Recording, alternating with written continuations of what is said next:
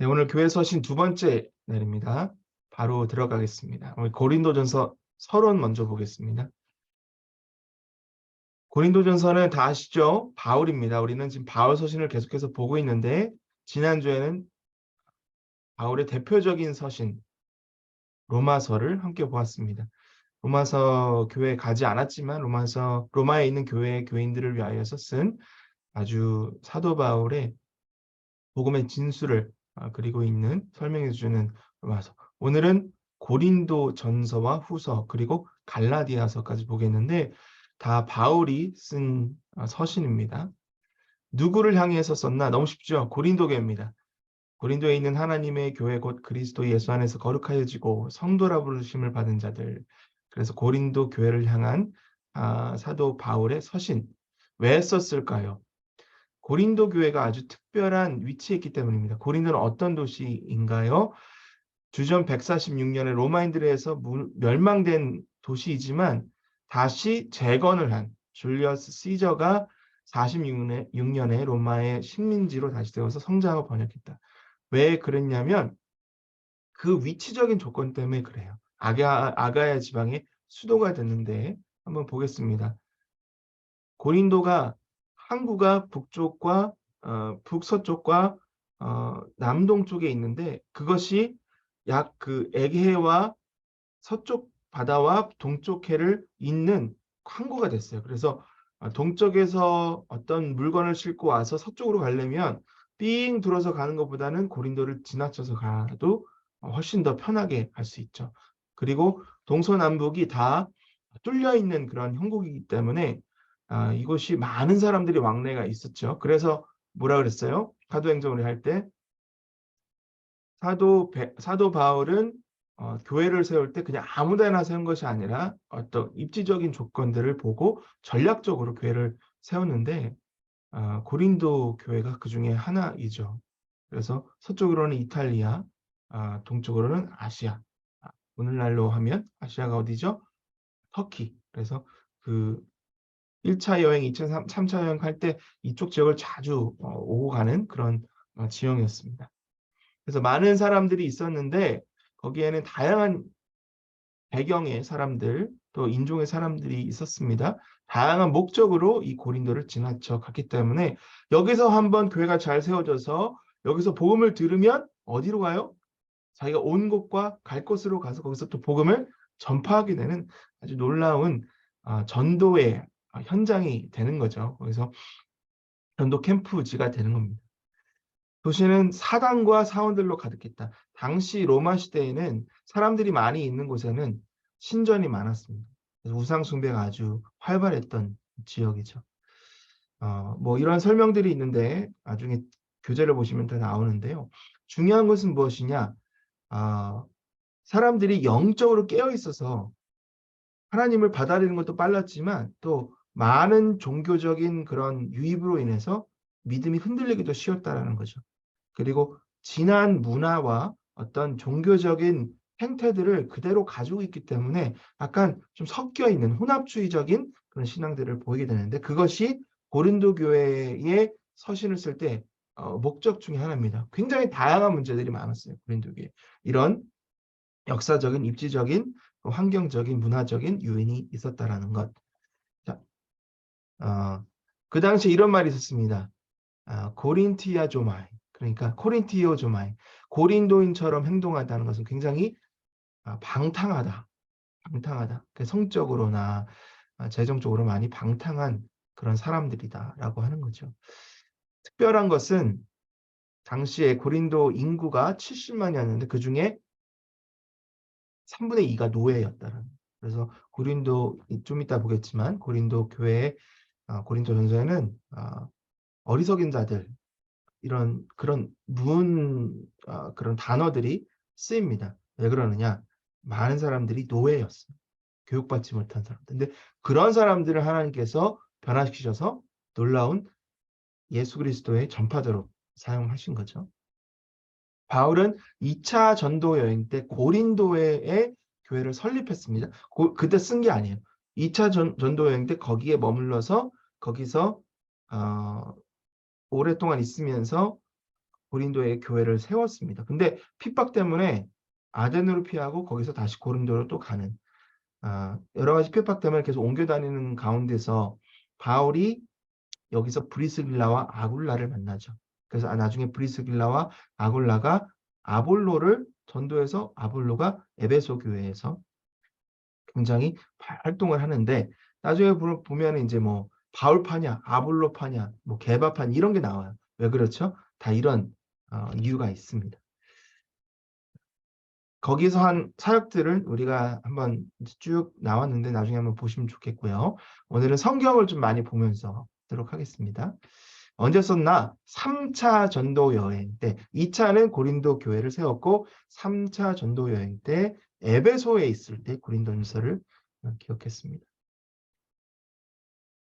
왜 썼느냐? 이게 중요한데 바울이 에베소에 있을 때 고린도 교회 분쟁 소식을 듣게 됩니다. 1장 11절에 보면 고린도 교회에 칭찬을 한 다음에 바로 그냥 직접적으로 고린도 교회 너네 이거 이렇게 됐다 막 이런 얘기로 쫙 이제 쏟아붓는 내용이 나오는데 고린도 교회의 많은 문제들을 듣게 되죠. 그래서 그 문제들을 가지고 서신을 쓰면서 그 당시에 또 가지고 온 질문들이 있습니다. 그런 질문들에 답하는 내용들이 고린도 전서가 되겠죠. 그 내용들은 우리가 좀 이따 같이 성경을 보면서 한번 보도록 하고요. 지금 고린도 전서와 후서가 있는데 지금 두 서신이죠.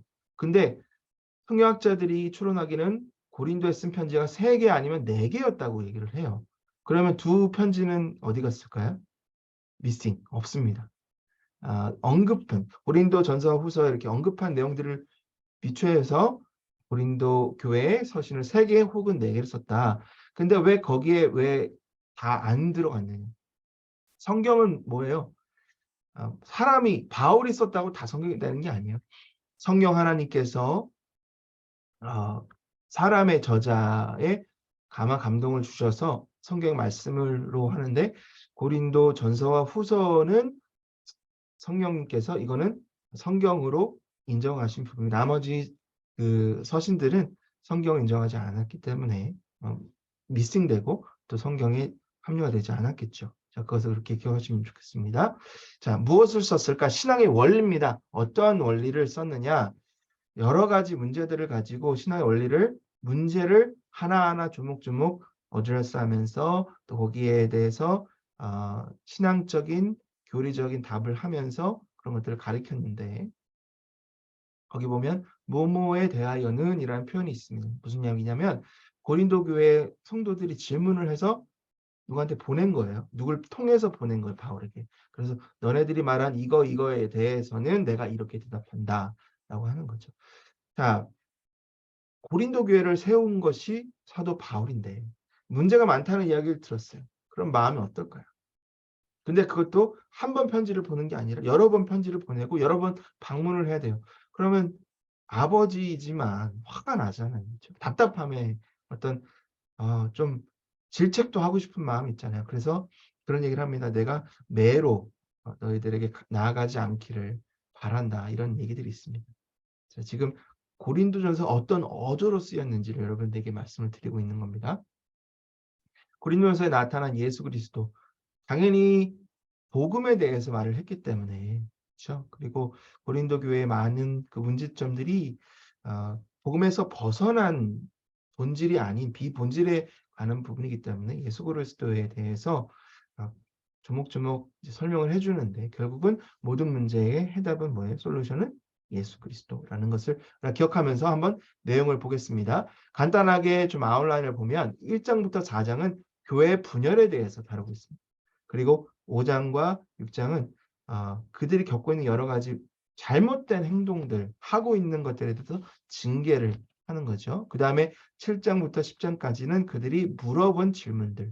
이건 이렇게 했는데 이건 어떻게 할까요? 이런 여러 가지 질문들에 대해서 이야기를 하고요.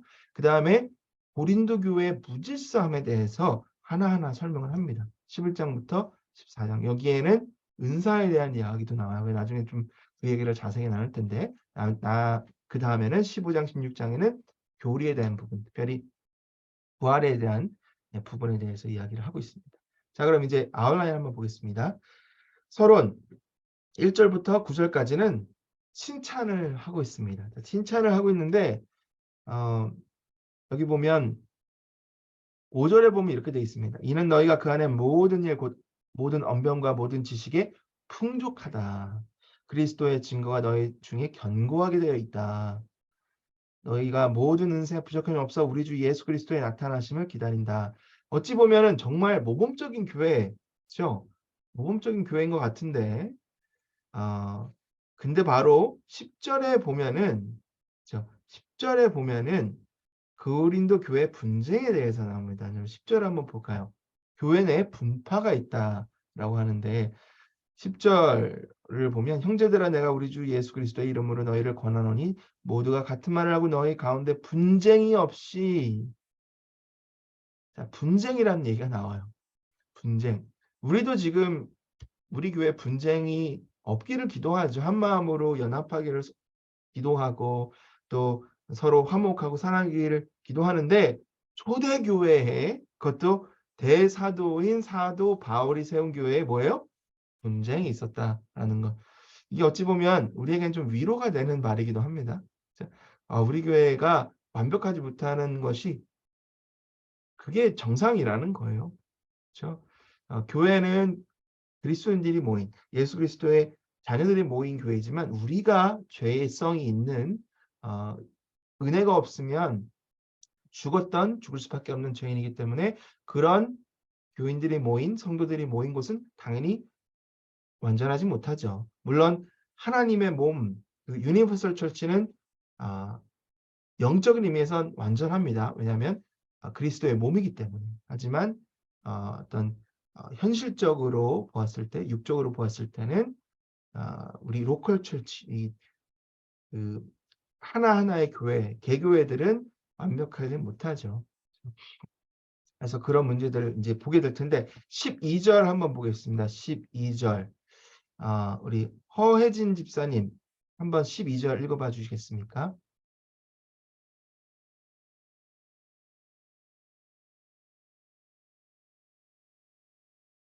허혜진 집사님 계신가요? 내가 이것을 말하거니와 너희가 각각 이르되 나는 바울에게 나는 아볼로에게 나는 게바에게 나는 그리스도에게 속한 자라 한다는 것이니.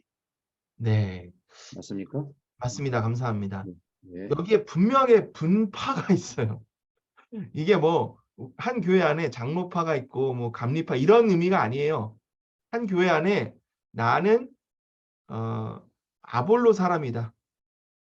나는 바울의 사람이다. 나는 베드로의 직통 제자다. 뭐 이런 거예요. 근데 그 당시 고린도 교회 얼마나 컸을까요? 뭐 몇천 명 됐을까요? 아닐 거예요. 그 정도로 크지는 않았을 거예요. 근데도 불구하고 나는 어떤 사람을 더 예수 그리스도의 정통 제자로 본다. 나중에는 그걸 다 합해서 야, 무슨 소리야? 우리는 다 나는 그리스도에 속한 자야. 이런 식으로 이제 얘기를 하는데 뭐라고 얘기하는가? 자, 18절을 한번 가보겠습니다. 그거는 다 쓸데없는 거라고 얘기를 하고요. 이제 18절부터 한번 볼 텐데 왜 너희들이 그렇게 얘기를 하는지 한번 얘기를 하고 있습니다. 18절 우리 권영석 집사님 18절 24절부터 29절까지 한번 좀 읽어봐 주세요. 십자가의 도가 멸망하는 자들에게는 미련한 것이요 구원을 얻는 우리에게는 하나님의 능력이라. 네, 24절부터 29절까지 좀 길지만 한번 읽어봐 주세요. 오직 부르심을 입은 자들에게는 유대인이나 헬라인이나 그리스도는 하나님의 능력이요 하나님의 지혜니라. 하나님의 미련한 것이 사람보다 지혜 있고 하나님의 약한 것이 사람보다 강하니라. 형제들아 너희를 부르심을 보라. 육체를 따라 지혜 있는 자가 많지 아니하며 능한 자가 많지 아니하며 문벌 좋은 자가 많지 아니하도다.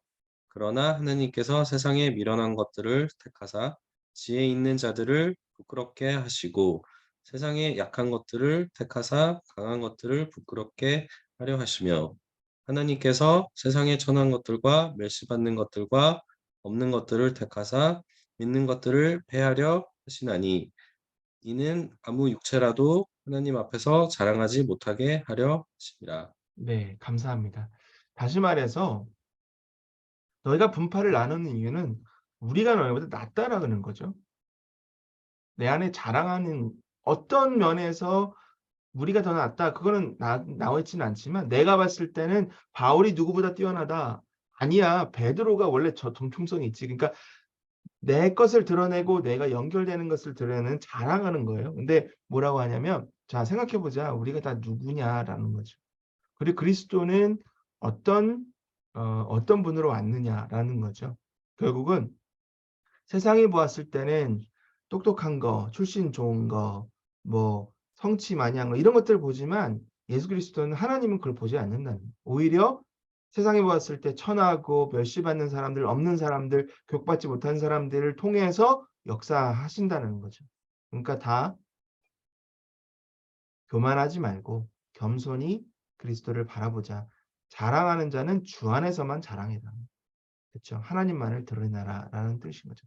우리도 지금 보면 내 안에 뭔가 이렇게 좀 내세우고 싶은 그런 욕망이 있을 때가 있습니다. 하지만 그런 욕망이 나올 때 그걸 드러내면 그것이 분쟁이 되는 거예요. 그리스도 안에서 겸손하게 낮아지고 내가 누구인지를 나는 세상에 보았을 때 미련한 자지만 그럼에도 불구하고 나를 통해서 역사하신 하나님의 은혜를 더 드러내는 그런 사람을 하나님이 택하신다는 거죠. 자, 좀 넘어가겠습니다. 이제 강파 정신의 부조화를 볼 텐데 쭉 넘어가서요. 아, 너무 이게 하나하나 한 구절 한 구절이 정말 1시간, 2시간씩 해도 너무나 참 딥하지만 그래도 좀 넘어가도록 하겠습니다. 3장 한번 보겠습니다. 3장 8절부터 9절까지 우리 신보람 집사님 한번 읽어봐 주세요. 심는 이와 물 주는 이는 한 가지이나 각각 자기가 일한 대로 자기의 상을 받으리라. 우리는 하나님의 동역자들이요 너희는 하나님의 밭이요 하나님의 집이니라. 아멘. 네, 이 띠임이 계속해서 나옵니다. 우리는 누구이냐? 우리는 무엇을 하는가? 다 달라요. 그렇죠? 저는 목사입니다. 여기 뭐 집사님도 계시고 권사님도 계시고 뭐 각자 주어진 사역이 다르고 부르심이 다릅니다. 뭐 그렇다고 해서 누가 더 하나님한테 더 뭐 중하게 쓰임 받고 어떤 분은 좀 덜 쓰임 받고 이런 의미가 아니라 각자 하나님의 몸을 이루는 지체이고요. 결국은 뭐예요? 잘하게 하시는 분, 그 가운데 역사하시고 영광 받으시는 분은 하나님이시다라는 거죠. 우리가 그러한 마음으로 서로를 세워주는 그런 세워줌으로 인해서 전체 교회가 세워진다라는 것을 기억하라라는 뜻입니다. 16절, 17절을 보면 결국은 뭐예요? 너희는 너희가 하나님의 성전인 것과 하나님의 성령이 너 안에 계시는 걸 믿지 못하느냐. 이게 조금 약간 뒤에와 앞에가 연결돼서 조금은 갑자기 뜬금없이 성전이라는 게 나왔는데 예전에 그 서신을 쓰면 딱 이거 끝나고 다음 띠마서 조금 지났는데 또 예전 띠이 이렇게 올라올 때가 있어요. 그거는 뭐냐면 그 당시에 그 문어체였습니다. 그러니까 자꾸 띠임을 반복해서 그러니까 하나로 끝나고 다음을 넘어가는 것이 아니라 끝난 것 같은데 계속 브링업해서 강조하는 그런 거니까 좀 그걸 이해하시면 좋을 것 같아요. 어쨌든 우리의 몸은 뭐예요? 성전인 거예요. 그러니까 결국은 우리의 성전을 우리가 우리의 자랑으로, 우리의 교만으로 더럽히면 결국은 그것은 교회를 무너뜨린 일이 된다라는 거죠. 그러니까 우리가 그리스도 안에서 스스로를 자랑하고 교만하게 하지 말고 스스로 세상에서 지혜 있는 사람으로 생각하지 말고 오히려 우리 안에 있는 성령님의 인도하심을 따라 겸손히 나아가자라는 그런 가르침을 주고 있습니다. 자, 이제 4장으로 볼 텐데요. 4장을 보면 4장 2절 우리 권현석 집사님 한 번 더 4장 2절 한번 좀 부탁드립니다.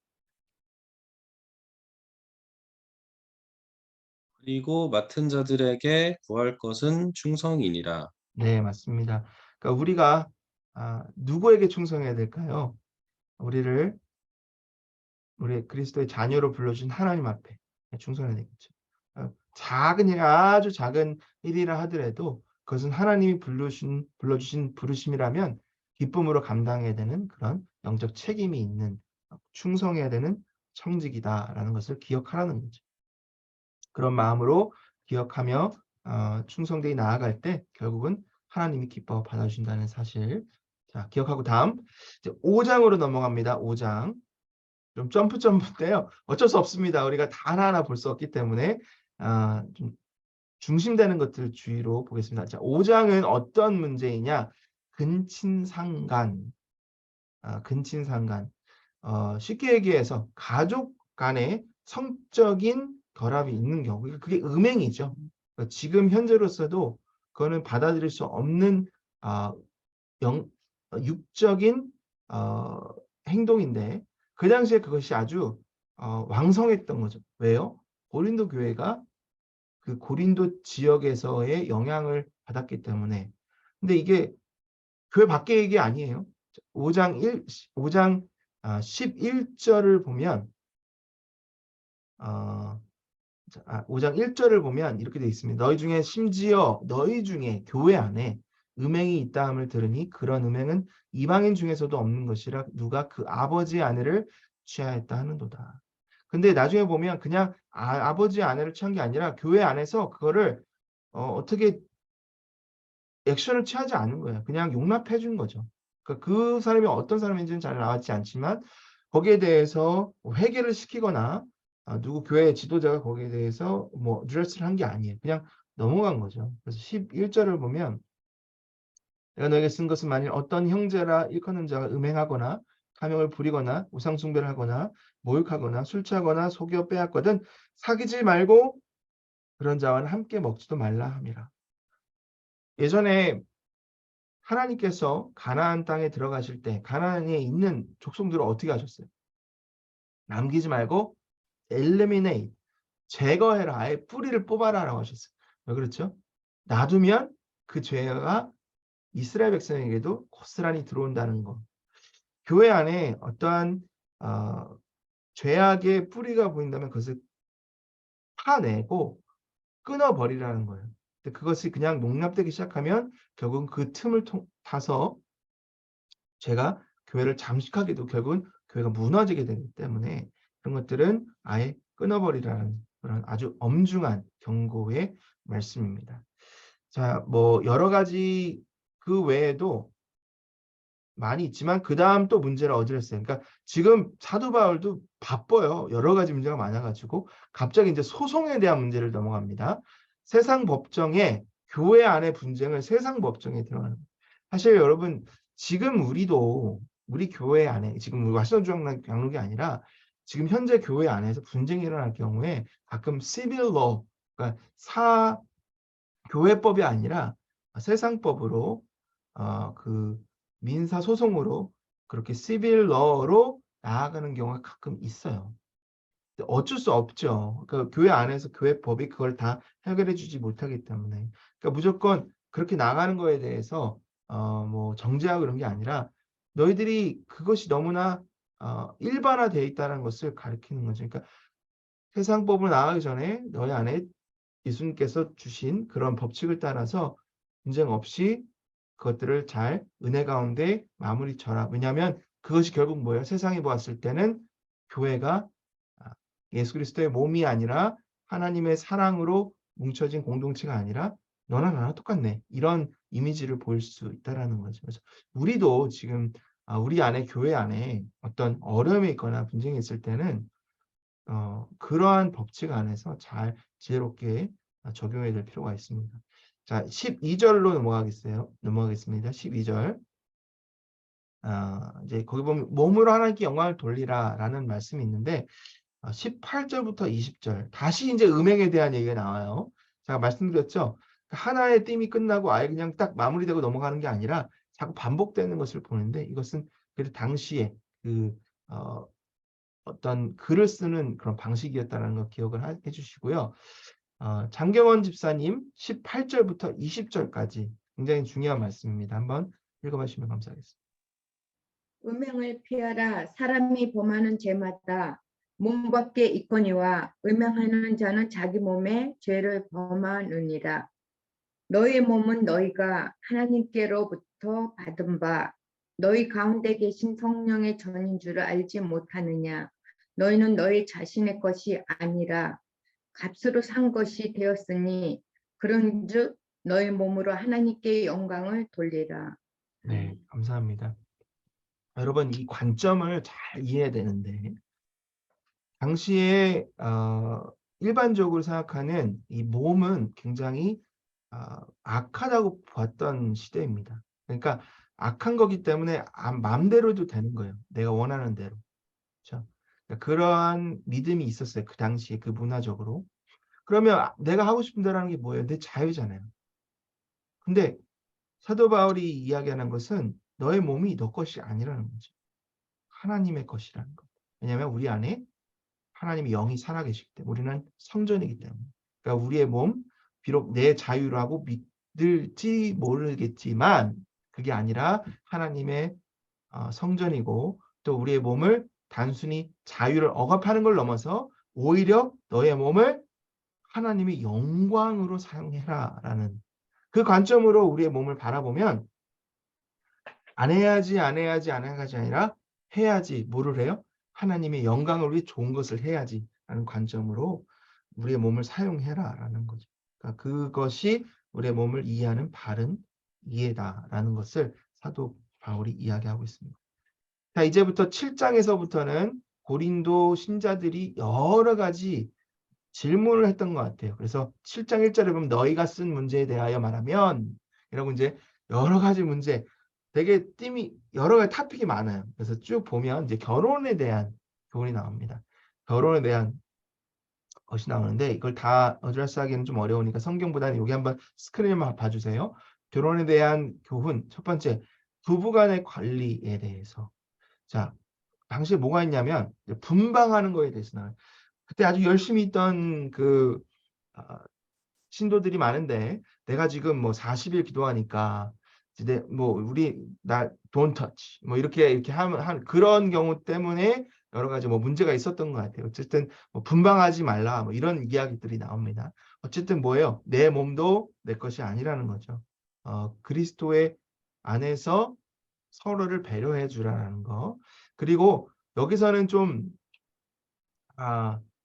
우리가 한 가지 이해해야 되는 것은 뭐냐면 여기서 독신이 좋다라는 의미가 나와요.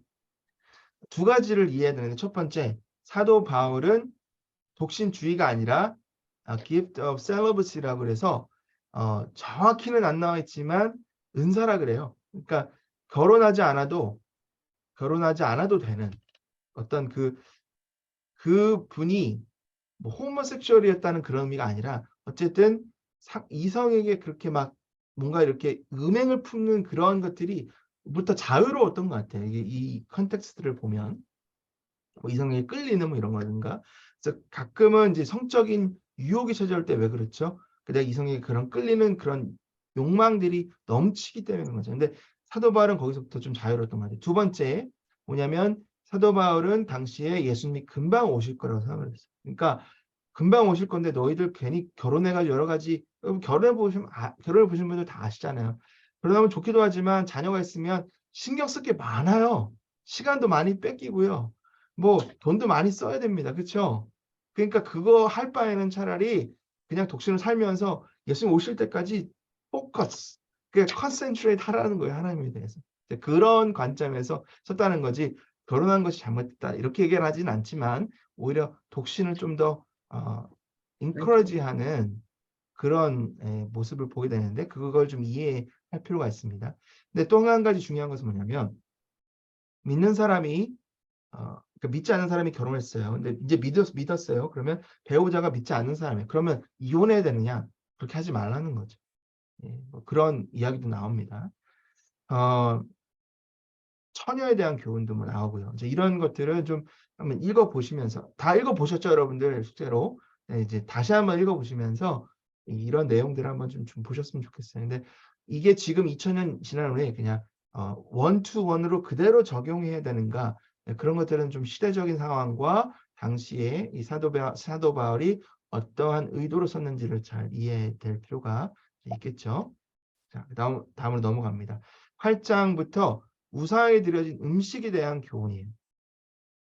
왜 갑자기 음식에 대한 나오냐? 말씀드렸지만 고린도 교회는 고린도 그 도시에 아주 우상 숭배가 흥왕했던 도시이기 때문에, 그리고 당시에 어떤 고기나 이런 것들을 얻으려면 신전으로 가서 우상 숭배에 바쳐진 고기를 사와야 됐어요. 이런 거에 대해서 로마서에서도 바울이 이야기를 하죠. 그 그리스도인의 자유에 대해서. 그리고 믿음이 연약한 자와 믿음이 강한 자에 나오는 똑같습니다. 여기서 비슷한 내용들이 나와요. 쉽게 얘기해서 나는 자유가 있습니다. 그리고 이런 거예요. 자, 우리 옛날에 한국에 보면 제사를 지내죠. 조상들에게 제사를 지냅니다. 그리고 우리 돌아가신 부모님들 제사를 하잖아요. 그럴 때 어떤 분이 예전에 그냥 그렇게 하다가 예수님을 믿었어요. 그럼 이제 절을 하지 않죠. 그거는 뭐 절이 하냐 아니냐 이런 걸 얘기 드리는 게 아니라, 자 이제 그 제사 음식들이 있어요. 그렇죠? 그럼 제사 음식을 먹을 거야 안 먹을 거예요? 그럼 내가 이거 제사 한 거니까 내가 절한 거니까 안 먹겠다는 분도 있고, 뭐 어때 그냥 음식인데, 그거 드시는 분이 있을 거 아니에요. 근데 거기에서 누가 이제 야 너 그리스도인데 이거 제사한 음식 왜 먹어? 이렇게 할 경우에 어떻게 하겠냐는 거죠.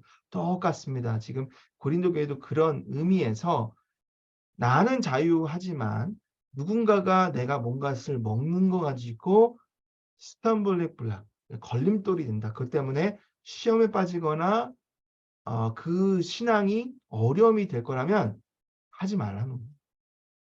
네, 하지 말라는 거죠. 그래서 자유함이 있습니다. 우리는 무엇을 하든지 자유함이 있어요. 하지만 그 자유함을 앞세우기보다는 그 형제를, 자매를 복음으로 이끌 수 있도록, 그리스도의 은혜로 이끌 수 있는 것이 영원권이 가장 첫 번째 우선시가 되어야 된다라는 의미입니다. 자, 그런 의미에서 이제 8장과 9장이 나오는데, 예로 그 자유함에 대해서 말하면서 사도 바울의 사도권이 나와요. 무슨 의미냐면, 나 사도야. 내가 사도로서 이런 것을 누릴 권리가 있어. 자유가 있어. 예를 들어 당시에 사도들이 어떻게 해요? 말씀을 전하려고 움직이잖아요. 그럼 어디 앉아가지고 뭐 돈 벌고 그럴 수 없으니까 가면은 그 사람들이 그 사도들을, 복음 전도자들을 먹여주는 거예요. 입혀주고 보살펴주고. 그게 사도의 권리였습니다. 근데 바울은 그런 권리를 쓰지 않았어요. 왜냐하면 조금이라도 그런 것 때문에 부담이 가거나 어떤 사람들이 시험에 들지 않기 위해서. 그러니까 그런 것들을 이야기하는 거예요. 사도 바울이. 그렇다고 해서 뭐 당시 다른 사도들은 그런 권리를 썼다고 정죄하는 거냐? 그것이 아니라 나는 그것이 오히려 다른 사람들에 있어 오히려 은혜가 덕이 된다고 믿기 때문에 한다라는 거지, 다른 사람을 정죄하는 것은 아니다라고 이제 또 얘기를 하는데, 5절에 보면 게바를 이야기합니다. 게바가 누구죠? 사도 베드로잖아요. 베드로 자녀를 데리고 다니면서 가족 식구들을 가지고 데리고 다닐 권리가 있는 거예요. 그 결혼할 권리가 있는데 나는 복음을 위해서 오로지 내가 정진하겠다 해서 결혼을 안 한 거죠. 그러니까 그런 자유가 있지만 안 쓴다, 뭐 이런 것들을 하는 거죠. 6절에 보면 나와 바나바만 일하지 아니할 권리가 없겠느냐. 바나바도 그렇고 바울도 일을 하지 않은 거죠. 그러니까 일을 한 거죠. 그러니까 일을 안 해도 되는데 사도이기 때문에 당시에는 그것이 이제 섬기는 것이 일반적이었기 때문에, 하지만 그렇게 하지 않는 거죠. 그래서 결국은 나의 자유를 먼저 앞세우기보다 그 자유로 인해서 누군가가 실족한다면 그것을 쓰지 않겠다라는 그런 사도 바울의 공언입니다. 자, 이제 12절, 13절을 한번 보면 좋겠는데요. 우리 최선희 집사님 한번 읽어봐 주세요. 아이고, 잠시만요. 네. 고린도전서 10장 12절.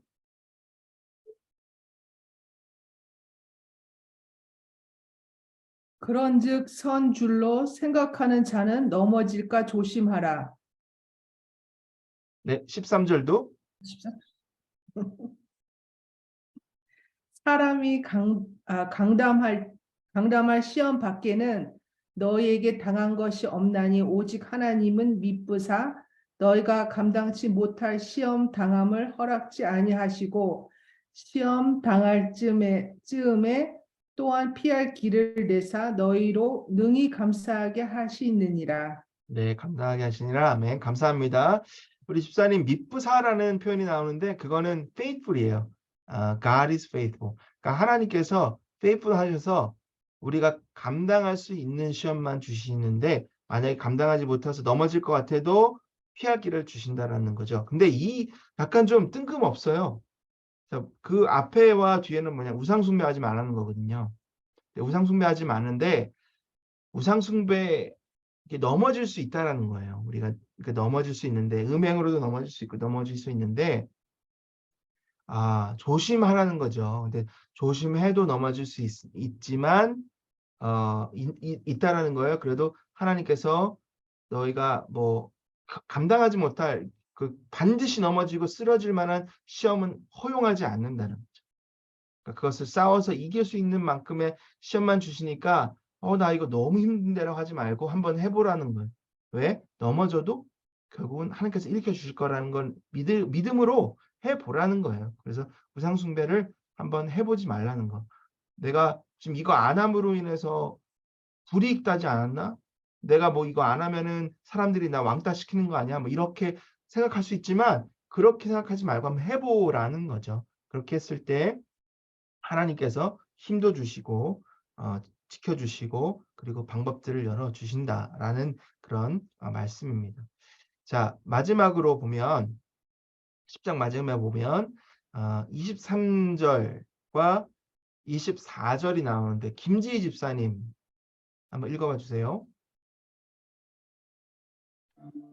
목사님 죄송합니다. 제가 지금 바깥에 나와 있어서요. 네, 죄송합니다. 괜찮습니다. 고설아 집사님 계세요? 읽어봐 주실 수 있어요?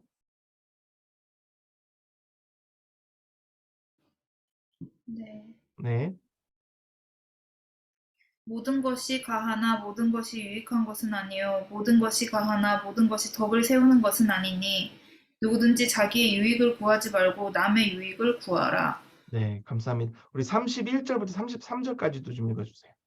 그런즉 너희가 먹든지 마시든지 무엇을 하든지 다 하나님의 영광을 위하여 하라. 유대인에게나 헬라인에게나 하나님의 교회에나 거치는 자가 되지 말고 나와 같이 모든 일에 모든 사람을 기쁘게 하여 자신의 유익을 구하지 아니하고 많은 사람의 유익을 구하여 그들로 구원을 받게 하라. 네, 감사합니다. 결국 핵심은 그 베이직 프린시플은 이거예요. 할 수 있어요. You can do anything and everything. 자, 뭐든지 할 수 있는데 무엇을 하라는 거예요. If you can do anything that glorifies God. 하나님의 영광을 위하여 하면 that's the best. 그러니까 제일 좋다라는 거예요. 자유가 있는데 그러면 하나님이 싫어하시는 걸 할 수 있는 자유도 있는데 어떤 자유도 있는 거예요? 하나님 기쁘게 받으시는 것들을 할 수 있는 자유도 있다라는 거죠. 그러니까 뭘 하라는 거예요? If you can 할 수 있다면 하나님이 영광이 되는 것을 하라는 거예요. 그러면 모든 것이 선을 이루게 되겠죠. 하나님께서 자 여러분 이게 좀 연관이 될 수 있는데 한번 잘 들어보세요. 하나님께서 천지 창조를 하셨습니다. 그리고 아담과 하와를 에덴 동산에 두시고 그 동산 중앙에 선악과를 두셨어요. 그리고 말씀하셨어요. 자, 이 동산에 있는 모든 것을 다 먹을 수 있는데 저 동산 중앙에 있는 선악과는 먹지 마라. 먹으면 정령 죽는다. 자유의지를 주신 거죠. 자유를 주신 거예요. 그러면 하나님 왜 거길 주셔가지고 그 아담과 하와를 자꾸 그렇게 템테이션을 하고 왜 죄를 짓게 그렇게 하셨어요? 그러니까 결국 하나님이 그렇게 하신 거잖아. 그게 아니라는 거죠. 하나님이 자유의지를 주신 거는 하나님이 기뻐하시는 것을 할 수 있도록 능력을 주신 거예요. 그러니까 그 선악과에 포커스하지 말고 하나님이 주신 그 모든 실과 좋은 것들을 택하는 거예요. 그리고 하나님과 동행할 수 있는 것들을 그런 너희 스스로 해보라는 거예요. 그러니까 그럼에도 불구하고 이 중앙에 있는 이 선악과를 두신 이유는 너희 스스로 이것을 안 할 수 있도록 한번 트레이닝, 테스트로 주신 거예요. 만약 그 상황에서 아담과 하와가 그 자유함으로 이거를 안 하는 게 하나님 기뻐하시는 거지. 그리고 하나님이 주신 이 자연 만물을 잘 다스리고 하나님과 맨날 동행하는 게 하나님 기뻐하시는 거지 하고 그렇게 했으면 it's the best인데 안타깝게도 하나님이 주신 자유를 가지고 하나님을 거역하는 disobey, 불순종하는 것을 택한 거죠. 결국은 물론 하나님이 거기에 옵션을 주신 것은 맞아요. 근데 한 가지 감사한 것은 하나님이 우리에게 자유의지를 주셔서 로봇가 아니라 스스로 결정할 수 있는 능력을 주셨기 때문에 안타까운 것은 우리가 그걸 아담과 하와가 그 자유를 가지고 좋은 것을 택했다면 참 좋았겠지만 죄악된 against하고 disobey하는 것을 택했기 때문에 자유함을 이제 죄로 결국 사용하게 된 거죠. 똑같은 거예요. 우리도 지금 우리 살아가면서 많은 옵션이 있잖아요. 우리 자유잖아요. 시간이 있고 능력이 있고 뭐 여기 계신 분들은 돈도 있으시고 뭐 그쵸? 건강도 있고 에너지도 있고 다 있는데 뭐를 할 거야 하는 거죠. 그걸 가지고 하나님을 기쁘시게 하는 것을 하라는 거. 그게 프린서플인데 안타깝게도 우리가 많은 경우에 하나님이 안 보시겠지 하고 하나님이 싫어하신 것들을 할 때가 참 많습니다. 왜? 우리 안에 이 죄성이 있으니까. 로마서에서 그랬잖아요. 나는 참 공고한 사람이로다. 내가 하기 싫은 것을 하고 싶은 건 똑같습니다. 지금 똑같이 그 이야기를 하는데 결국은 프린시플로 들어가면 do anything that glorifies God. 네, please God. 그러니까 하나님을 기쁘시게 하는 것을 하라는 그 겁니다. 자, 이게 중요하기 때문에 좀 시간을 많이 썼습니다. 다음 넘어갈게요. 예배에 대한 부분이 나오는데 11장 2절부터 이제 쭉 나오는데 11장 2절부터 16절까지 보면 이제 여인이 머리를 가리우는 이야기가 나와요. 근데 이게 지금 이 부분도 약간 좀 그 당시의 문화를 좀 알아야 되는데 덮어놓고 그럼 오늘도 모든 여인들은 다 머리를 커버해야 되냐? 그렇게 믿고 하는 분들도 있습니다. 네, 지금 오늘 날에도 그런 교회들이 있어요.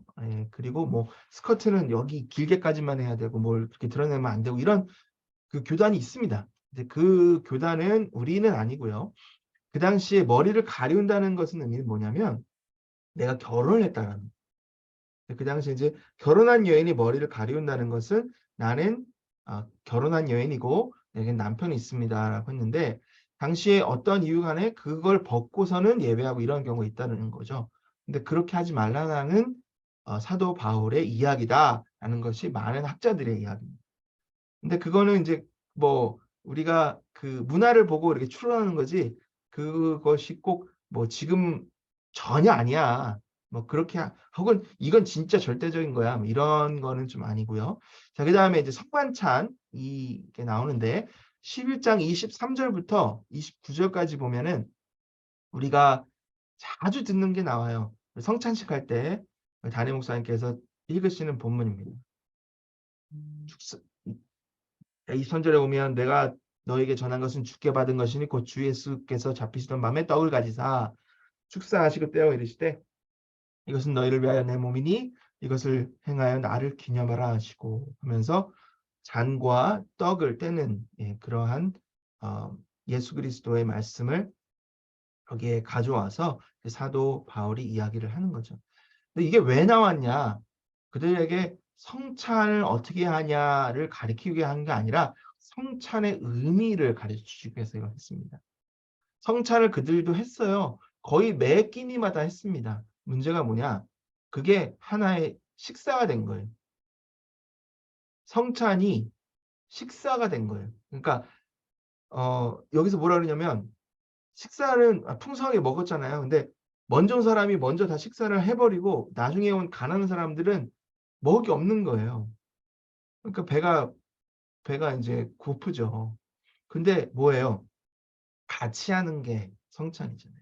그리고 이거는 음식을 먹기 위한 게 아니라 예수 그리스도의 죽으심을 기념하기 위해서 하는 거다. 그러니까 성찬을 왜 하는지 정확히 알고 그 정신을 알고 하면 이런 문제가 없다라는 거죠. 그 프린시플 오늘도 적용하면 성찬을 할 때 그냥 하나의 예식으로 하는 게 아니라 정말 예수님의 죽으심, 피 흘리심, 그 수치와 고난을 잘 기억하고 기뻐하는 마음으로, 감사하는 마음으로 경건하게 하라라는 거죠. 예, 그게 오늘도 적용할 수 있는 가르침입니다. 자, 이제 영적 은사가 나오는데 중요합니다. 제가 이거는 좀 너무 디테일하게 안 할게요. 왜냐면 여기에 대한 해석이 좀 너무 다양할 수 있기 때문에. 그렇지만 이 사도 바울의 핵심은 이거예요. 은사는 good or bad. good, 좋은 것이다. 그러니까 ask, 구하라 라는 거죠. 근데 은사를 구할 때 어떤 은사를 구하냐? 교회에 덕이 되는 은사를 구하라는 거예요. 너에게 덕이 되는 것이 아니라 교회에 덕이 되는 은사. 그런 면에서 방언보다는 예언을 해라. 왜냐하면 방언은 그 방언을 할 때 못 알아듣잖아요. 무슨 얘기인지. 그렇죠? 그러니까 나에게는 덕이 되지만 교회는 덕이 안 되는. 예언은 교회를 세워주는 말이 예언이기 때문에. 예언은 뭐냐?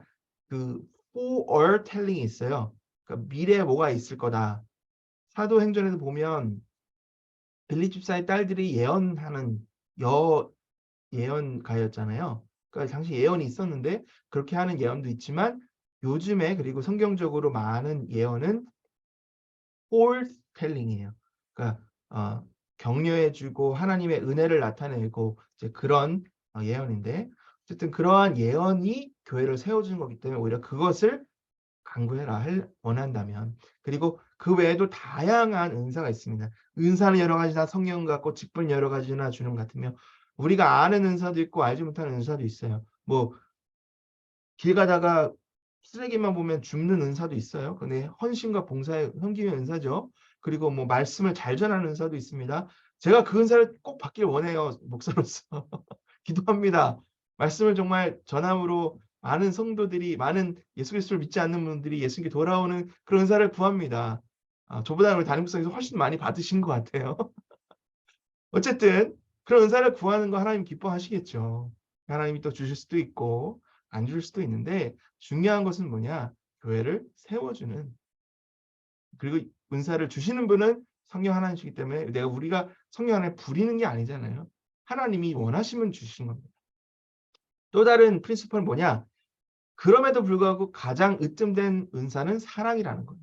많은 것들을 할 수 있는 뭐 믿음으로 산을 옮기는 뭐 신유를 하고 뭐 병든자를 고치고 예언을 하고 방언하고 다 좋은데 사랑이 빠진다면 그걸로 인해서 다른 사람보다 나를 드러내고 다른 사람 위에 군림하고 그건 다 의미 없이 외치는 꽹과리 메아리 같은 그런 공허한 거라는 거죠.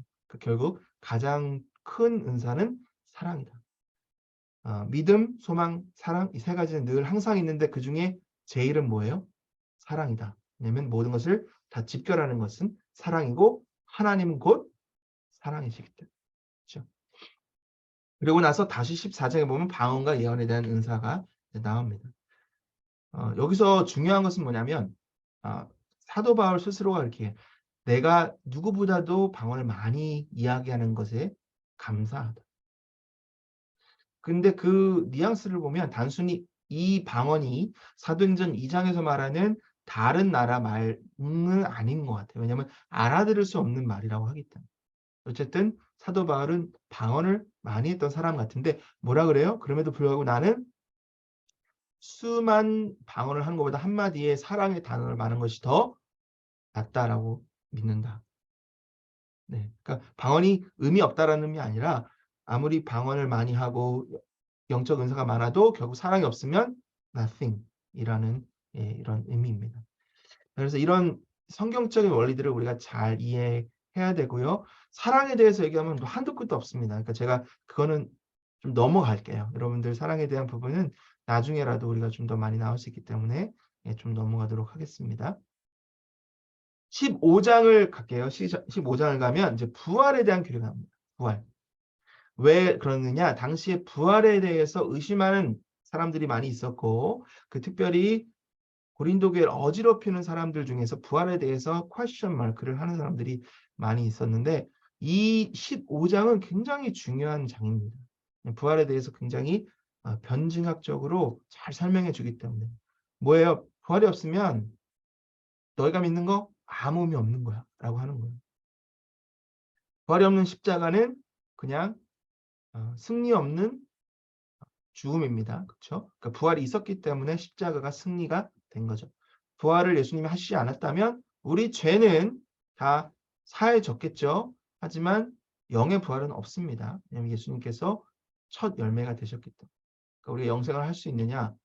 그건 좀 또 다른 이야기지만 어쨌든 영생을 위해서 우리가 영생하기 위해서 예수님께서 부활을 하신 거죠. 그러니까 부활은 반드시 있어야 되고 그 부활을 하심으로 사망의 권세를 이기셨다라는 거. 그리고 부활이 어떻게 일어나느냐? 우리는 예수님을 믿을 때 우리 영은 이미 살아났어요. 영적인 부활은 첫 부활은 일어났습니다. 우리가 죽죠. 우리가 죽으면 우리의 몸은 썩어져 가요. 하지만 영은 계속 이미 부활했기 때문에 영은 계속 사는 거예요. 근데 예수님이 재림하실 때 천국에서 구름에서 나팔을 불면 그때 죽었던 몸이 다시 부활합니다. 그러면서 영과 합쳐져서 그게 부활의 몸이 되는 거예요. 그래서 그게 제2의 부활이라고 합니다. 만약에 그 당시에 아직도 살아있다. 만약 우리가 살아있는데 내일 예수님이 오신다. 그럼 우리의 몸은 아직 살아있잖아요. 근데 우리의 몸은 어떻게 돼요? 순간 그 나팔이 부는 순간 영의 몸으로 바뀝니다. 부활의 몸으로 바뀌고 그게 죽었던 사람도 영의 몸으로 바뀌고 그리고 우리도 영의 몸으로 바뀌게 되는 그것이 부활의 몸이 된다라는 것을 여기서 설명해 주고 있는 것이죠. 네, 그리고 나서는 이제 51절부터 보면 쭉 중요한 이야기 나오는데 55절에 이렇게 되어 있어요. 사망아 너의 승리가 어디 있느냐? 사망아 내가 쏘는 것이 어디 있느냐? 사망이 쏘는 것은 죄요. 죄의 권능은 율법이라. 우리 주 예수 그리스도를 말미암아 우리에게 승리를 주시는 하나님께 감사하노니 그러므로 내 사랑하는 형제들아 견실하며 흔들리지 말고 항상 주의 일에 더욱 힘쓰는 자들이 되라. 이는 너희 수고가 주 안에서 헛되지 않은 줄 알미라. 당시에 많은 그리스도인들이 헐벗고 무시당하고 여러 가지 고난을 당했죠. 사도 바울도 그랬습니다. 근데 왜 그것이 의미가 있느냐? 부활 때문에. 우리의 몸은 비록 연약해지고 결국은 죽음 맞이해도 결국 부활이 있기 때문에 우리는 부활을 바라보는 부활을 살아가는 그리스도인들이기 때문에 우리의 수고가 결코 헛된 수고가 아니라는 것. 그래서 견실하며 흔들리지 말고 더 힘을 써라. 그렇죠. Be steadfast, immovable, always abounding in the work of the Lord. 그게 우리 하나님께서 우리에게 바라시는 지금 저와 여러분에게 바라시는 참된 그리스도인들, 하나님의 자녀들의 삶이 되는 거죠. 자, 그리고 나서 이제 16장에 보면 그들이 했던 그 연보들 그리고 다른 교회에서 했던 연보들에 대해서 쭉 이야기를 하고 또 감사에 대해서 얘기를 하면서 마지막으로 이야기를 마치는 것이 고린도 전서입니다. 자, 고린도 후서를 보겠습니다. 빨리 넘어갈게요. 누가 썼느냐? 역시 바울이죠. 누구에게? 고린도 교회에게. 고린도 전서와 고린도 후서에는 약간 몇 개월 뭐 정도의 갭이 있다 그래요. 그 사이에 바울이 벌써 서신을 하나 썼고요. 또 뭐 한 번 왔다 갔다 이런 이야기들이 있는데 이제 그 고린도 후서와 전서에서 했던 그 언급들을 보면 하나는 뭐냐면 편지를 썼잖아요. 근데 약간 그 사람들이 어떻게 반응했느냐를 보기 위해서 디도를 보냈어요. 근데 디도를 기다리는 가운데 핍박이 심해서 옮겨갑니다. 마게도니아 지역으로. 마게도니아 지역에 가서 디도가 돌아와가지고 이제 그 교회가 우리 사도 바울의 편지를 받고 많이 회심했습니다. 회개했습니다. 그래서 그거를 듣고 기뻐서 쓴 거가 이제 고린도 후서입니다. 그래서 많은 부분에 있어서 그들이 이제 회개한 부분들 이런 것들을 언급을 하죠.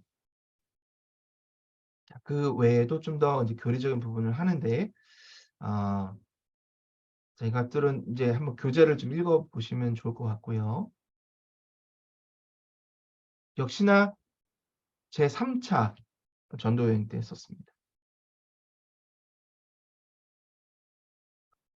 또 조금은 구체적으로 나온 것 중에 하나가 띠이 뭐냐면 사도 바울의 사도직에 대해서 변호를 합니다. 다른 우리 갈라디아에서도 나오는데 사도 바울의 이 사도직에 대해서 공격하는 사람들이 많았던 것 같아요. 그 중에는 뭐 유대주의자들도 있었을 거고, 아니면 같이 믿는 사람들 중에서, 같이 말씀을 전하는 사람들 중에서도 그 사도 바울의 사도직에 대해서 퀘스천을 하는 사람도 있었을 거예요. 저 사람은 뭔데 저렇게 계속 돌아다니는지, 저 사람들 예전에 우리 그리스도인이 죽었던 사람 아니야? 뭐 이런 식으로 이제 좀 의심하는 사람들이 있었던 거죠. 그래서 사도직에 대해서 분하는데 주로 그 거짓된 복음을 가르쳤던 사람들이 사도 바울의 사도직에 대해서 퀘스천을 하는 거죠. 왜? 사도직이 흔들리면 그가 가르쳤던 복음도 흔들리는 거잖아요. 사도가 아닌데 가르치면 그 사람이 말한 게 신빙성이 없을 수도 있다라고 그들이 이해할 수도 있던 거죠. 그래서 사도직에 대해서 굉장히 강조하는 이유는 그렇습니다.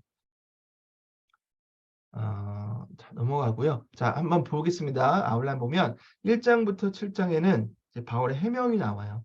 그가 했던 사역이나 어떤 계획의 변경됐던 이런 것들이 이제 나오고 8장과 9장에 보면 현금에 대한 아까 연보에 대해서 16장에서 나오는데 그거에 대한 이제 내용이 나오고 그다음에 10장부터 13장에 보면 바울의 사도직에 대해서 이제 나오는데 한번 좀 보겠습니다. 이 처음 부분은 여러분들 이제 어떤 교리적인 부분들은 좀 많이 나와 있지는 않고요. 주로 이제 사도 바울과 고린도 교회 관계에 대해서, 그리고 그가 썼던 편지나 어떤 관계 이런 것들, 여행 계획이나 이런 것들에 대해서 나오고 있어요. 그래서 한번 좀 쭉 읽어봐 주시면 좋겠고요. 그리고 고린도로부터 디도를 통해서 들으려고 했던 소망, 뭐 소식 이런 것들에 대한 언급도 이제 나오는 거죠.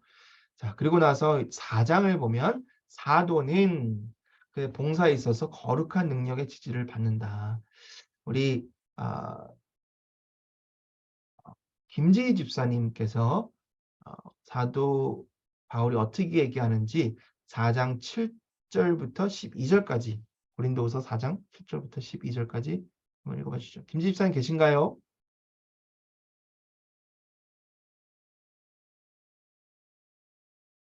네. 혹시 없으시면 한정화 집사님 계신가요? 네, 네. 우리가 이 보배를 질그릇에 가졌으니 이는 심히 큰 능력은 하나님께 있고 우리에게 있지 아니함을 알게 하려 함이라.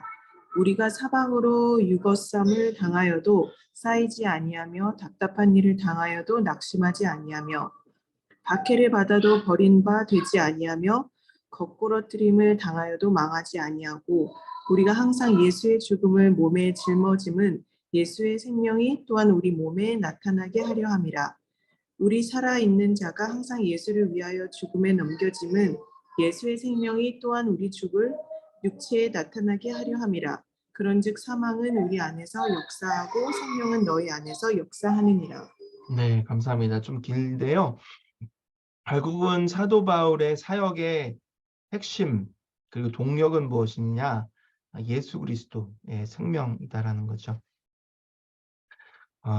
사도 바울이 전한 것은 다른 게 아니라 우리 예수 그리스도, 오직 예수 그리스도의 주되신 것, 그리고 우리 예수 그리스도를 위하여 우리와 또 사도 바울이 종된 것을 전파하기 위함이다라고 5절에서 또 그렇게 이야기를 합니다. 근데 중요한 것은 뭐예요? 7절에 보면 질그릇이에요. 질그릇. 질그릇은 뭐냐면 질흙, 찰흙, 진흙, clay, jars of clay. 그러니까 진흙으로 만든 깨지기 쉬운. 왜 그렇죠? 내가 막 강하고 그러면 결국 내가 드러나죠. 깨지기 쉬운 그릇은 그것을 지켜주시는 분이 있어야만 그 안에 내용물을 담고 있을 수 있잖아요. 결국은 그 그릇을 담는 우리는 질그릇이지만 그것을 지켜주시는 분은 우리 하나님이시다라는 것을 이야기하는 거죠. 그래서 사도 바울이 고린도후서에 보면 자기가 어떻게 견뎠는지를 좀 자세하게 설명을 합니다.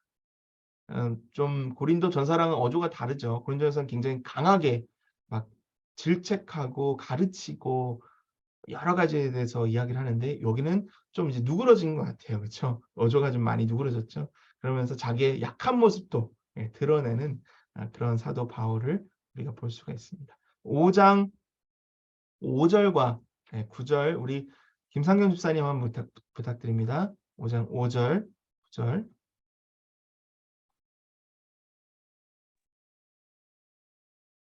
곧 이것을 우리에게 이루게 하시고 보증으로 성령을 우리에게 주신 이는 하나님이시니라. 그런즉 우리는 몸으로 있든지 떠나든지 주를 기쁘시게 하는 자가 되기를 힘쓰노라. 네, 감사합니다. 우리의 사역을 지켜주시고 이끌어주시는 분은 누구시죠? 성령 하나님이시라는 거죠. 그렇죠? 그래서 우리가 비록 우리의 몸은 연약해지고 심지어 우리가 죽더라도 그것은 결국은 우리를 이끄시고 인도하시는 하나님 영광을 위함이다. 사도 바울이 그렇게 사역한 거예요. 그래서 정말 물불 안 가리고 그렇게 사역을 한 거죠. 지금도 그렇게 사역하시는 분들이 많이 있습니다. 우리 선교지에 가보면 특별히 정말 이름도 빛도 없이 사역하시는 분들 많이 있고 열악한 환경 가운데 사역하시는 선교사님들 많이 계시고 그리고 뭐 보이지 않는 아주 열악한 환경에서 목회하시는 목사님들도 많이 계시죠. 결국 사도 바울 같은 그런 마음으로 사역을 하시는 거죠. 그래서 그분들을 기뻐 받아주시고 사용하시는 분들 또한 성령 하나님이시라는 것.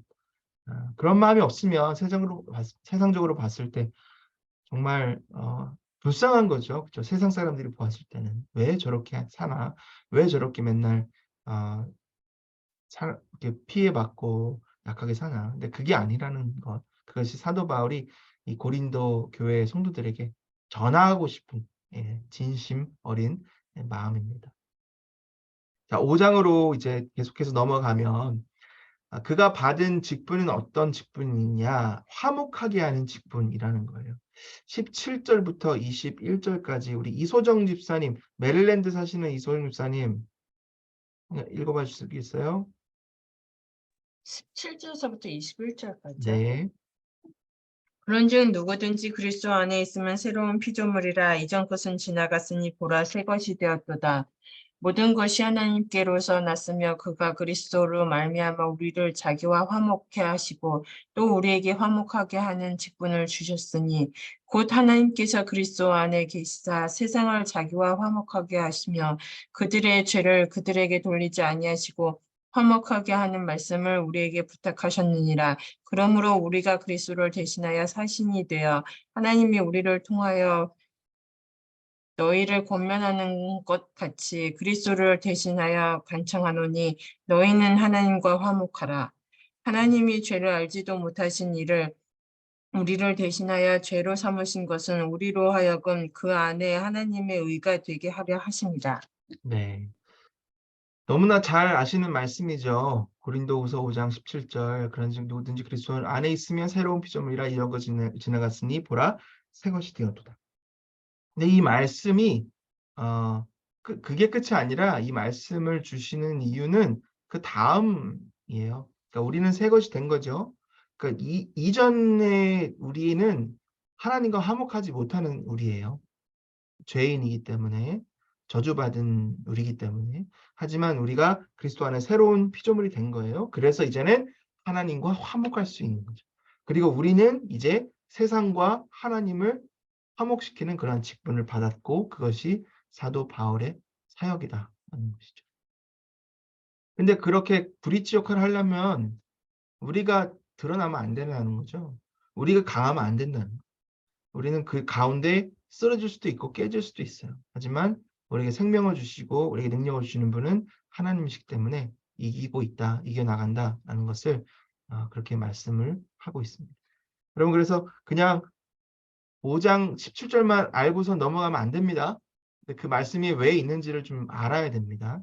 안 그러면 그 말씀만 딱 떼가지고 보면 좀 out of context가 될 수 있어요. 물론 중요한 말씀이지만 왜 그 말씀이 있는지를 좀 알 필요가 있죠. 자, 넘어갑니다. 그리고 나서 악행하는 자들로부터 분리하라고 고린도 교인들에게 호소를 합니다. 악행하는 자들은 누굴까요? 여러 가지 교회 안에서 악한 일들을 하는 사람들이 있고요. 그리고 교회 밖에서 들어와서 악한 일을 하는 사람들이 있죠. 그리고 나서는 7장 2절에부터 보면 고린도 교인들의 회개에 대해서 참 기쁜 마음을 또 말을 합니다. 그래서 그 회개함에 대해서 하나님 앞에 감사하고 또 교인들에게 감사하는 사도 바울의 모습입니다. 자, 이제 그러고 나서 유대에 도움이 필요한 그리스도인들을 위한 연보에 대해서 쭉 이야기를 하는데 9장 7절부터 8절까지 우리 이소정 집사님, Four Churches 하시는 이소정 집사님 잘 기억하는지 모르겠습니다. 계신가요? 네. 음소거 좀 풀어주시고요. 집사님.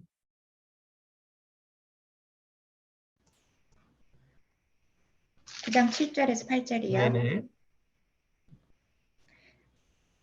각각 그 마음에 정한 대로 할 것이요 인색함으로나 억지로 하지 말지니 하나님은 즐겨내는 자를 사랑하시느니라. 하나님이 능히 모든 은혜를 너희에게 넘치게 하시나니 이는 너희로 모든 일에 항상 모든 것이 넉넉하여 모든 착한 일을 넘치게 하게 하려 하심이라. 네, 감사합니다. 우리가 헌금이든지 섬김이든지 무엇인지 어떤 마음으로요? 어떤 마음으로? 넉넉한 마음으로. 그렇죠? 인색함으로 하지 말고 억지로 하지 말고 즐겨하는 마음으로 하면 누가 즐겨받으신다는 거죠? 하나님께서. 자, 중요한 것은 뭐냐? 하나님께서 우리에게 넘치게 주실 때는 그 이유가 뭐예요? 더 넉넉하게 착한 일을 하라고 주시는. 그러니까 그렇게 기도하세요. 야, 우리 자녀를 위해서 기도할 때 우리 자녀에게 넘치게 부어주셔서 그 자녀를 통해 하나님이 기뻐하시는 착한 일들이 많이 일어날 수 있도록 기도해 주세요. 그게 하나님이 기뻐하시는 일입니다. 그렇죠? 그러니까 누군가에게 축복을 빌을 때 그냥 단순히 그 사람에게만 복이 가기 위함이 아니라 그 사람을 통해서 하나님 기뻐하시는 착한 일들이 일어날 수 있도록 여러분 자녀를 위해서 기도해 주시고 친구를 위해서도 믿지 않는 사람을 위해서도 기도해 주세요. 그게 하나님이 기뻐하는 일입니다. 근데 만약에 그렇게 주셨는데 나만을 위해서 쓴다 하나님이 또 주실까요? 주시면 그게 독이 될 수 있습니다. 그러니까 오히려 안 받는 게 낫겠죠. 자, 넘어갑니다. 10장부터 13장까지는 이제 사도권에 대해서 이야기를 쭉 합니다. 왜 그러냐면 아까 말씀드렸다시피 사도권이 흔들리는 순간 그가 전했던 복음들 그리고 가르침들이 다 흔들리는 거죠. 그러니까 계속해서 그 사도권에 대해서 이야기를 하고요. 아까 말씀드렸다시피 사도가 이제 사역을 하면서 우리가 알고 있는 그 거룩하고 아주 사람들의 사랑을 받고 유명한 사도가 아니라 위기에 많이 노출된 사람들의 핍박과 욕과 매질과 심지어 죽이려고 하는 그런 음모가 늘 함께했던 사도였다는 것을 우리가 이 사도 바울의 고백을 통해서 알 수가 있는 거죠. 특별히 11장을 넘어가면 11장 16절을 보면 거기서부터 저 너무 많이 갔네요. 쭉 나오는데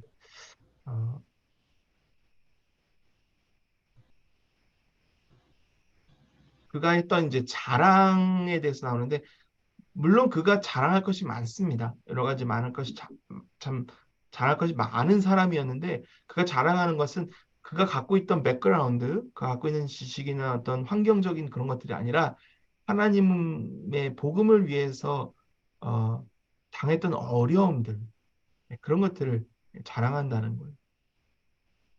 그래서 좀 여러 가지 쭉 나오다가 나중에 23절에 보면 뭐 23절, 24절부터 좀뭐 매 맞은 거 구차하게 좀 어찌 보면 구차할 정도로 이야기를 자세히 합니다. 왜 그럴까요? 자랑하는 거기도 해요. 근데 이게 조금 뽐내는 거라기보다는 내가 자랑한다고 하면 오히려 이런 것들을 자랑하겠다라고 하는 거죠. 그러니까 그것이 그런 약함을 통해서 누가 드러나기 때문에 하나님이 드러나기 때문에. 그래서 자랑하려면 하나님 안에서 하라라는 그런 말씀이고요.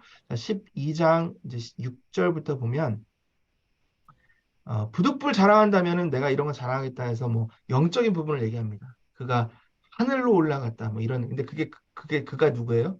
자기 얘기하는 거예요. 사도 바울 얘기하는 건데, 근데 그런 게 아니라 나는 약함에 대해서 자랑하는데 뭔가 어려움이 있었던 것 같아요.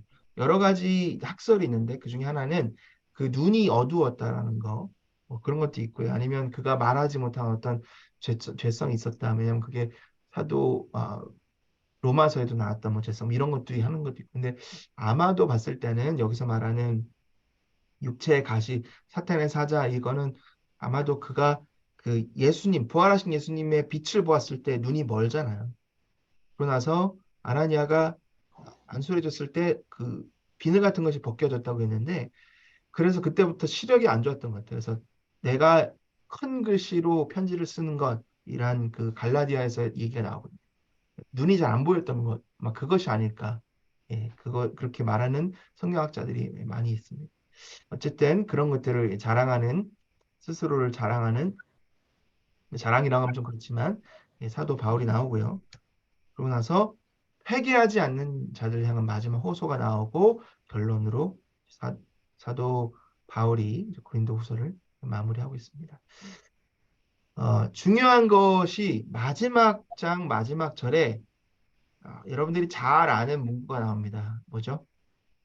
주 예수 그리스도의 은혜와 하나님의 사랑과 성령의 교통하심이 너희 무리와 함께 있을지어다. 축도의 축도. 예, 우리 목사님들이 예배 마지막에 하시는 축도가 바로 여기서 예, 나오는 거죠. 네, 그래서 잘 기억하시면 예, 좋겠습니다. 근데 이게 사도가 고린도 교회를 향한 예, 축복인데 왜 여기 중요하느냐? 다른 성경에도 비슷한 축도가 나와요. 베네딕션이 나오는데 여기는 삼일체 하나님이 나옵니다. 성부 하나님, 그리스도, 성부, 그다음에 성령 하나님, 그렇게 세 분이 나오기 때문에 이 절을 많이 사용하는 거죠. 자, 갈라디아서 넘어갑니다. 이제 시간이 많지 않아서 좀 더 이야기를 하면, 갈라디아서는 마틴 루터의 페이버릿 북이에요. 그래서 내 자신의 작은 사도, 나는 그것과 결혼했다. 그것은 나의 카티폰 보라, 루터의 아내다라고 한 것이 갈라디아서. 로마서가 아니죠. 갈라디아서예요. 그래서 좀 의외이기도 한데 그만큼 복음에 대해서 이 신칭에 대해서 잘 표현을 하고 있습니다. 누가 썼을까요? 바울이죠. 갈라디아 교회들을 위해서. 갈라디아가 한 도시가 아닙니다. 갈라디아 지방에. 그래서 어느 한 도시가 아니라 갈라디아 지방. 자, 그리고 갈라디아 지방은 1차 여행 때 방문했던 수리아 안디옥, 수리아 지역의 캐피털 안디옥, 사도 바울의 그 홈타운처럼 그렇게 사용됐던 지역 바로 위쪽에, 저 위쪽에 있었던 지역인데, 그래서 그 지역에 처음 제1차 여행 때 했기 때문에 이 책은 가장 먼저 쓴 바울의 서신이다라고 그렇게 이야기를 합니다. 순서는 뭐 다 외우실 필요는 없고 어쨌든 갈라디아서가 가장 먼저 쓴 책이다. 왜 썼느냐? 그 당시에 유대주의자들이 많았어요. 그래서 나중에는 바울과 그리고 바나바가 예루살렘에 가서 이야기를 하죠. 이런 유대주의자들이 많이 돌아다닌다. 그래서 사도 베드로가 자기가 겪었던 일도 얘기하고, 그리고 그들이 했던 사역도 얘기해서 결국은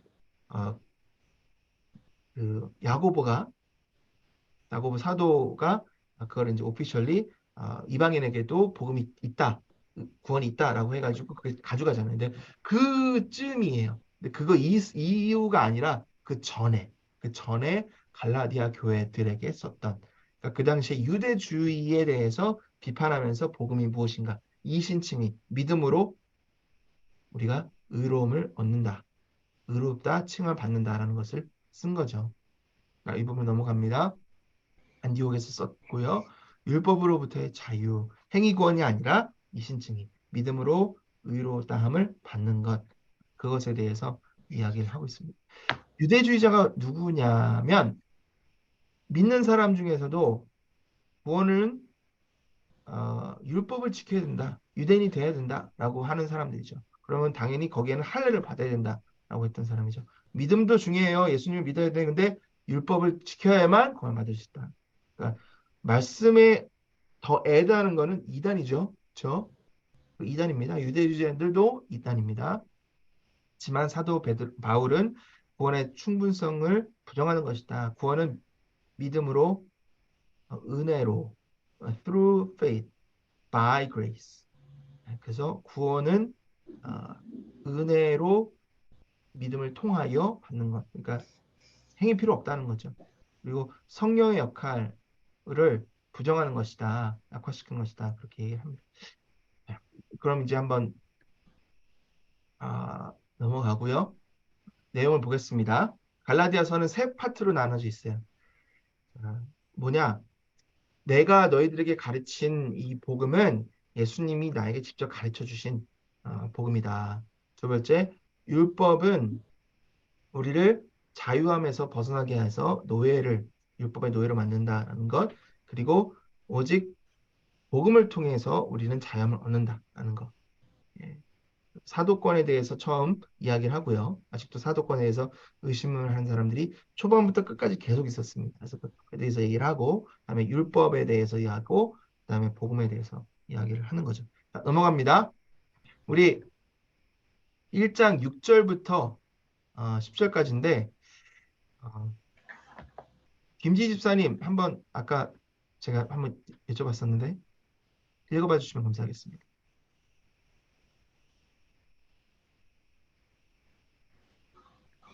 네.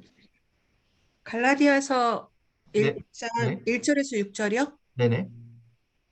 네, 사람들에게서 난 것도 아니요 사람으로 말미암은 것도 아니요 오직 예수 그리스도와 그를 죽은 자 가운데서 살리신 하나님 아버지로 말미암아 사도된 바울은 지금 성경 맞나요? 갈라디아서 1장 6절? 갈라디아서 1장 6절이요? 네, 6절. 아, 네. 1절부터 읽고 있었어요. 네, 6절. 네, 그리스도의 은혜로 너희를 부르신 이를 이같이 속히 떠나 다른 복음을 따르는 것을 내가 이상하게 여기노라. 다른 복음은 없나니 다만 어떤 사람들이 너희를 교란하여 그리스도의 복음을 변하게 하려 함이라. 그러나 우리나 혹은 하늘로부터 온 천사라도 우리가 너희에게 전한 복음 외에 다른 복음을 전하면 저주를 받을지어다. 우리가 전에 말하였거니와 내가 지금 다시 말하노니 만일 누구든지 너희가 받은 것 외에 다른 복음을 전하면 저주를 받을지어다. 이제 내가 사람들에게 좋게 하랴 하나님께 좋게 하랴 사람들에게 기쁨을 구하랴 내가 지금까지 사람들의 기쁨을 구하였다면 그리스도의 종이 아니니라. 네, 감사합니다. 오늘 이 말씀을 우리에게 적용한다면요. 성경 66권 외에 다른 것을 가리키는 그런 종교나 혹은 기독교인이라 하더라도 성경에 벗어난 가르침은 뭐예요? 다 잘못된 이단, 잘못다는 거죠. 다른 복음은 없습니다. 성경에서 가르치는 복음이 진짜 복음이고 그것만이 우리가 믿어야 되는 참 복음입니다. 그래서 우리가 우리 교회, 그러니까 우리 와시는 중앙장로교회만 진짜 교회입니다. 그런 의미가 아니라 성경을 가르치는 교회는 진짜 교회고 성경에서 벗어난 것들을 가르치는 혹은 성경에서 가르침에 넘어 어떤 것들이 자꾸 애드되거나 빼고 원하는 것만 가르치는 그런 기독교 교회 그런 집단이 있다면 잘못된 거예요. 이단이에요. 그래서 그런 것들은 절대 우리가 받아들여서도 안 되고 따라가서도 안 되겠죠. 당시에도 유대주의라는 것이 복음 플러스예요. 복음이 없는 게 아니에요. 복음 플러스 뭔가를 해야 된다라는 거 그런 거죠. 그래서 그 부분을 잘 우리가 이해를 해야 됩니다. 그 다음에 사도 바울의 사도적 권위에 대한 옹호에 대해서 쭉 나오는데 자기를 설명하고 있어요. 이 부분은 나중에 읽어봐 주시면 좋겠고요. 그 다음에 그 복음 해석에 대한 사도의 승인도 그거 연결해서 이제 어떻게 했는지에 대해서 이제 쭉 설명합니다. 왜 이것이 중요하다고 그랬죠? 사도 바울의 사도직을 정확하게 인정해야 그가 가르친 복음을 받아들인다는 것에 대해서 그가 공격을 받은 거죠. 그래서 그에 대해서 잘 알고 설명을 하기 위해서 썼던 거고 그런 부분에 있어서 우리가 좀 다시 한번 눈여겨볼 필요가 있겠습니다. 자, 3장으로 넘어가면 이제부터 이제 복음에 대해서 좀 더 구체적으로 얘기하는데 3장 2절에 보면 내가 너에게서 다만 이것을 알려 하노니 너희가 성령을 받은 것이 율법의 행위로냐 혹은 듣고 믿음으로냐. 당연히 듣고 믿음으로죠. 근데 이제 율법주의자들이 자꾸 그것에서 가리키는 거예요. 그래서 16절 이렇게 나와 있습니다.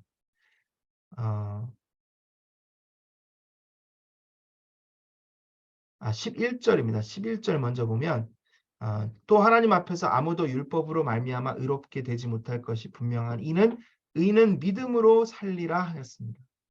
네. 그게 하박국 2장 4절에 나와요. 그거를 인용한 겁니다. 하박국 선지자에.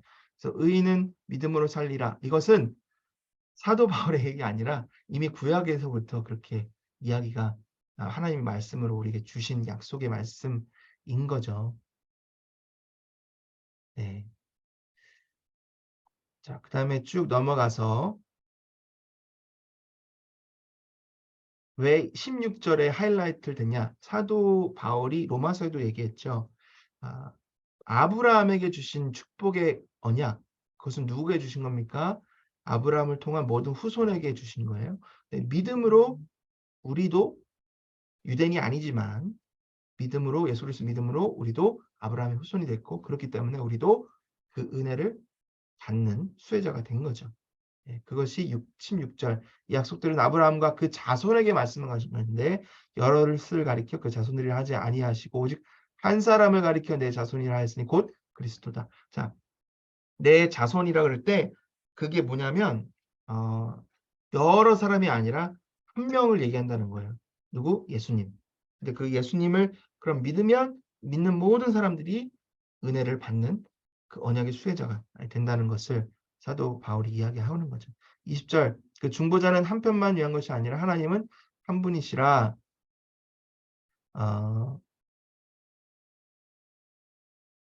22절 성경이 모든 것을 죄 아래에 가두었으니 이는 예수 그리스도를 믿음으로 말미암는 약속을 믿는 자들에게 주려 하십니다. 예수 그리스도 믿는 믿음을 말미암아 약속을 믿는 자들에게 주려 하십니다. 라는 것 우리가 너무나 잘 알지만 그 당시에는 계속해서 공격을 받았다라는 것이기 때문에 잘 기억해야 될 필요가 있습니다. 아마도 여러분 방심하고 있는 사이 이런 것들에 대해서 공격을 할 수도 있어요. 여러분에게 잘 늘 마음속에 새기셔야 합니다. 가끔은 이럴 수도 있어요. 믿는다고 하는 사람이 왜 뭐도 안 하고 뭐 이것도 안 하고 저거 왜 그래요? 뭐라고 답하실 거예요? 안 해도 돼. 이렇게 하면 안 되죠. 난 구원받았으니까 다 안 해도 돼. 이게 아니라 그런 것들도 중요하지만 그 구원은 그런 행위에서 받는 게 아니라 믿음에서 받습니다. 그리고 그런 행위는 우리가 믿기 때문에 하나님을 기뻐하시는 자녀로서 감사함으로 하는 거지 그것을 함으로 우리가 구원 받는 것이 아니다. 그렇게 답을 하셔야 됩니다. 자, 다음 쭉 해서 이제 아브라함에게 나타난 언약에 대해서 3장에 대해서 자세하게 설명을 합니다. 왜 아브라함이 중요하다 그랬어요? 유대주의자들은 아버지가 누구예요? 아브라함이잖아요. 그러니까 이방인 보면서 너네는 아브라함의 자손 아니야. 그러니까 너네 아브라함의 자손 되기 위해선 할례 받아야 돼. 근데 뭐라고 해요? 그러면 한번 따지고 보자. 율법이 언제 나왔어? 율법이 언제 나왔습니까? 아브라함 이전에 나왔어요? 아니요. 아브라함 후에 수백 년 후에 모세를 통해서 아브라함의 아들 이삭, 이삭의 아들 야곱이 애굽에 가가지고 애굽에서 죽고 요셉이 거기서 총리가 돼서 430년 이후에 모세가 데리고 나온 거잖아요. 그러니까 수백 년 후에 율법이 그 가나안 들어가기 전에 방에서 만들어졌잖아요. 그 율법이 아브라함 훨씬 다음에 나온 거예요. 그러니까 결국 오리지널은 누군 거예요? 아브라함인 거죠. 아브라함은 믿음으로 구원받았다라고 하니까 결국 율법이 아니라 믿음으로 간다. 이렇게 이야기를 하는 겁니다. 자, 11절에서도 그렇게 얘기하는 거고요. 4장을 보면 4장으로 넘어갑니다. 자, 그럼 율법이 뭐냐?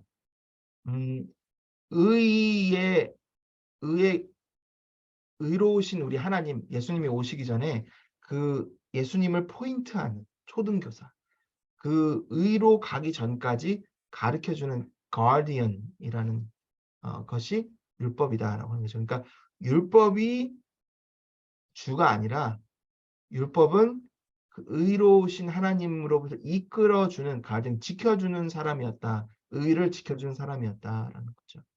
그 부분이 조금 어려우실 수 있는데 결국은 이 당시 이게 컨텍스트를 보면 율법이 주고 율법을 지켜야 구원을 받는다라고 믿었던 사람들에게 주시는 그 사도 바울의 가르침이죠. 그러니까 율법은 주가 아니라 가르쳐주는 가디언 역할을 했다라는 그런 의미가 됩니다. 그래서 6절, 7절에도 보면 너희가 아들임으로 하나님이 그 아들의 영을 우리 마음 가운데 누구예요? 성령 하나님 우리에게 보내주셔서 아버지라고 부를 수 있게 됐다. 그래서 우리는 율법의 종이 아니라 하나님의 아들이다 라는 것을 말씀해 주고 있습니다. 그 다음에 이제 유대교인들, 유대 크리스찬들에 대한 그런 어리석음에 대해서 지적을 하고 두 아들에 대해서 이야기를 하는데 두 아들, 아브라함의 두 아들이 있었어요.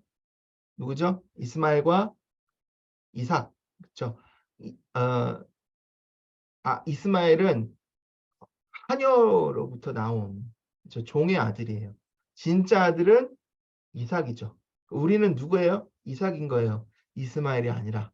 근데 율법이 이스마엘이고 종이고 이삭은 참 하나님의 아들이신 예수님이니까 우리는 누구의 아들이에요? 이삭의 아들. 이제 그런 식으로 나누고 있습니다. 여러분 그거에 대해서 갈라디아를 통해서 가르쳐주는 거기 때문에 갑자기 왜 이삭이가 나오고 왜 갑자기 이스마엘이 나오고 두 아들이 나오고 그런 의미라는 거 좀 알아두시면 좋을 것 같고요. 자, 5장에 가면 이제 5장 1절에 이렇게 되어 있습니다. 그리스도께서 우리를 자유롭게 하려고 자유를 주셨으니 그러므로 굳건하게 서서 다시는 종의 멍에를 매지 마. 우리가 신앙생활하면서 자꾸 내 스스로를 종의 멍에를 메우는 경우들이 있습니다. 이거 해야 되지 않을까? 이거 안 하면 진짜 그리스도인이 아닌 것 같은 생각이 들고요.